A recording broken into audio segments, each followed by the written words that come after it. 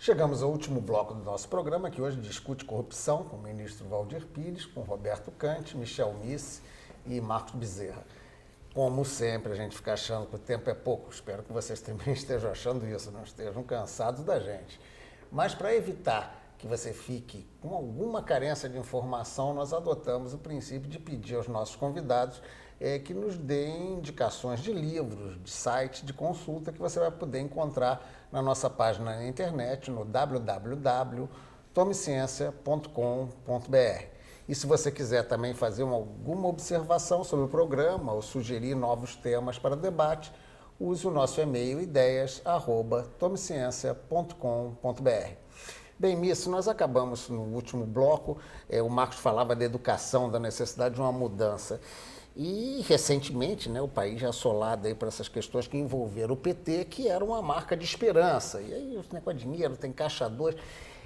Isso não cria também uma desesperança? Então, não tem jeito mesmo, que nem aquela pesquisa dos jovens, não tem solução? Isso não é uma coisa que pesa contra? Não, acho que há muito exagero em torno de tudo isso. Quer dizer, eu acho que, evidentemente, existem vários casos de corrupção já detectados e outros que podem ser detectados, mas isso não atinge um partido político como um todo, isso não atinge um governo como um todo. É preciso que se tenha clareza quanto a separar joio de trigo, né? Eu acho que o que é fundamental nessa discussão que nós estamos fazendo aqui é entender que a corrupção é apenas uma forma de troca. Existem outras formas de trocas ilegais. A corrupção é uma delas, né?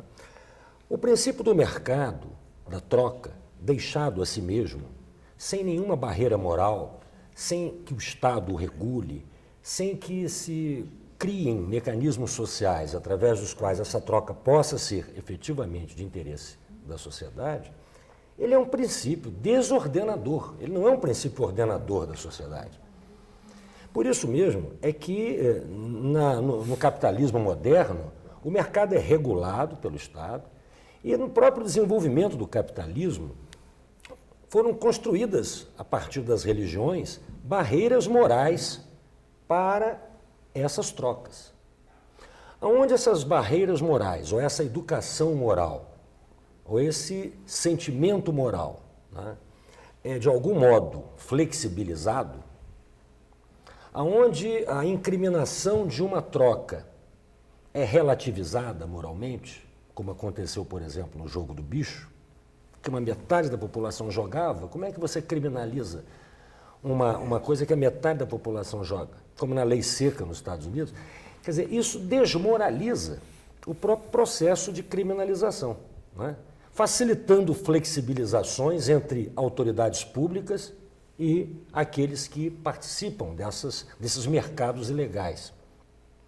Nós temos no Brasil atualmente um problema desse tipo. Roberto Cante lembrou aí o modo como eu tenho tratado disso com o conceito de mercadorias políticas. Mercadorias políticas são essa variedade de trocas ilegais que vão desde o clientelismo político até a extorsão mediante sequestro. São trocas compulsórias ou livres, mas que de algum modo envolvem relações de poder, de força e até mesmo de violência. De modo que a questão da corrupção participa de uma questão mais ampla que tem a ver com a discussão que nós estamos fazendo aqui, da relação entre sociedade e Estado, do modo através do qual o Estado efetivamente é capaz ou não de regular o mercado e assim por diante.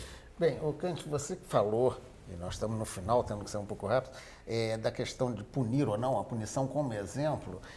Uma vez tivemos aqui o Hélio Luiz, que era secretário de Segurança, né, e um policial, e dizia, poxa, esse problema jamais se solucionará enquanto uma família rica não achar plenamente normal subornar o guarda para livrar o filho de uma tentativa, né, de prisão por drogas, etc. Ou seja, é possível se punir principalmente um corruptor? Isso, a seu ver, é a solução para melhorar essa situação?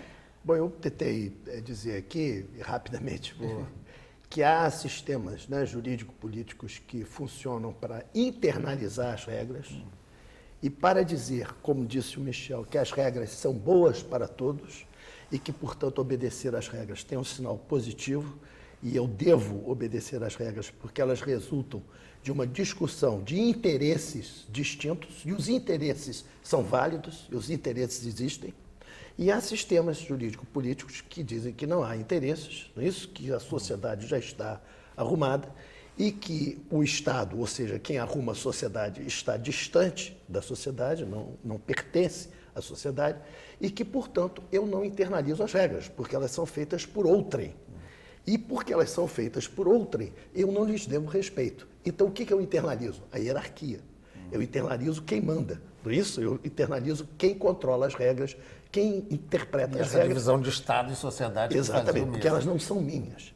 Enquanto nós não compreendermos que a sociedade contemporânea, a república, ela precisa desse sistema de internalização de regras e precisa desse sistema de socialização, né, no sentido de responsabilizar e não de culpabilizar, mas de responsabilizar pessoas que têm opções e não de culpabilizar pessoas que não têm opções, que são obrigadas a fazer ou não fazer, nós não vamos avançar nesse combate, a essa discussão. Bem, aí, pois não, Marcos, eu já ia te perguntar, isso, já vai direto que a gente ganha tempo. Vou já aproveitar então, porque você está trazendo para a discussão um pouco os fatos mais contemporâneos e o Kant, eu acho que mencionou muito bem a seguinte questão: os corruptores. Onde estão os corruptores? Né? Quer dizer, eu lembro que o senador Pedro Simon, desde ao final da CPI dos orçamentos, batalhava pela criação de uma CPI dos corruptores. E ela não saiu. Né? Quer dizer, então, a responsabilização é quase sempre dos agentes do Estado, mas não há corrupção sem corruptor. Né? E faz-se necessário, né, que, por exemplo, de todo esse movimento que está acontecendo agora, né, as pessoas consigam avançar até os corruptores, né, e que nós consigamos, né, e por isso eu também sou, de certo modo, otimista em relação às coisas que estão se passando atualmente, porque através dessa CPI, através das investigações que estão sendo feitas também paralelamente por várias instâncias governamentais, nós temos informações a respeito da questão do funcionamento do Estado e da relação do Estado com certos setores da sociedade. E é preciso aprender um pouco, né, as lições que estão aparecendo agora. Eu acho que uma das coisas que estão, inclusive, aparecendo de modo muito forte, que eu acho que não apareceram em outros momentos de investigação, é o lugar, por exemplo, que tem a questão dos cargos públicos, né, no jogo político.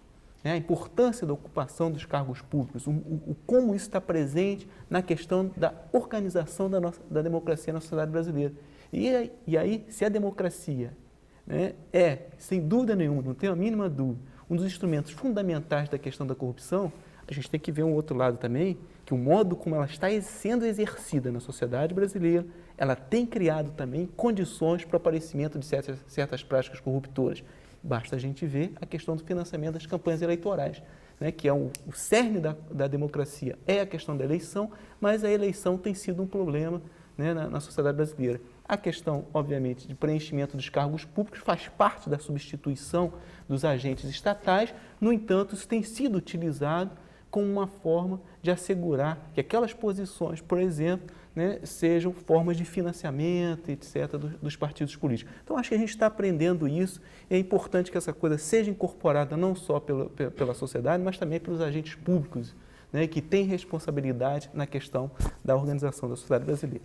Bem, nós já estamos chegando ao final, eu vou pedir ao ministro, com base, antes de deixar de dar uma informação que acabamos não dando aqui, que nesse processo da controladoria, que faz essa verificação dos municípios, todos esses resultados são devidamente publicados, encaminhados ao Ministério Público, ou seja, dessa vez, né, ministro, não dá para botar na gaveta por influência de nenhum político, as pessoas realmente pagarão no sentido jurídico pelos desvios que venham a fazer, não é isso? Sem dúvida. Agora, para finalizar, ministro, uns 2 ou 3 minutinhos suas palavras sobre a esperança de acabar com... Não, veja bem, o que eu imagino é isso, eu estou inteiramente de acordo com todas essas reflexões. Na realidade, há essa problemática toda no Estado e na sociedade, não é? A rigor, os negócios não têm nenhuma responsabilidade com o bem geral da população, mas o Estado democrático tem. Esse é o desafio.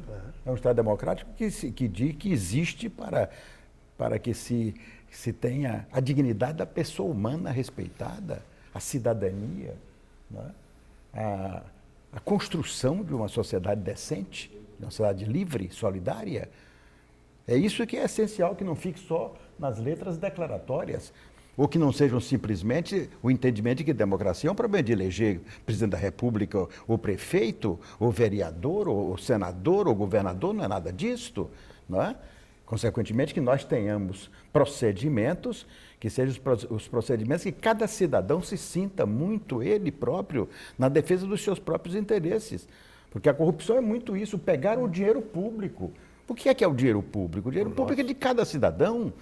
Então o Estado abocanhou esse dinheiro e transfere para algumas bolsas de alguns malandros, políticos ou não, não é? Não pode ser. Então, neste particular, é que eu creio que é uma mobilização que nós devemos ter como uma ética da democracia, uma ética do Estado democrático, não é? Num instante dificílimo da civilização contemporânea, em que você retirou ética, por exemplo, da ciência, retirou ética da técnica, você faz técnica sem ética, faz ciência sem ética, faz política sem ética, porque estamos aí organizando uma sociedade que é um sofrimento gigantesco de parcelas enormes da população. Esse é o grande desafio que tem que nos mobilizar para que vençamos a corrupção, não acabar, porque, como eu dizia há pouco, não se acaba crime, mas combate-se permanentemente e se organiza uma sociedade em que se possa viver com certa paz, né, com certa dignidade. Eu creio que esse é o desafio. Portanto, não há por que ser pessimista. Tem que lutar. Tudo isso existiu sempre. Eu, na minha vida pública de tantos anos, assisti essas coisas se repetirem sucessivamente. Mas nós temos que cada vez mais aperfeiçoar nossos mecanismos institucionais e de convivência para tornar a vida possível de ser vivida com um pouco de alegria. É isso que o povo quer. Muito bem. E com a alegria que eu agradeço a presença dos nossos convidados, do ministro Valdir Pires, da Controladoria Geral da União, do Michel Miss, que é lá da UFRJ, com o Roberto Cante, que é da UF, e também o Marcos Bezerra, da Antropologia Social lá da UF. E a vocês, uma mensagem final no âmbito e na linha de que o ministro Valdir Pires aqui deixou. Participe mais. Esse talvez seja um bom caminho para a gente não ficar achando que a corrupção seja inevitável, porque senão corremos o risco de apodrecer. Até a próxima semana.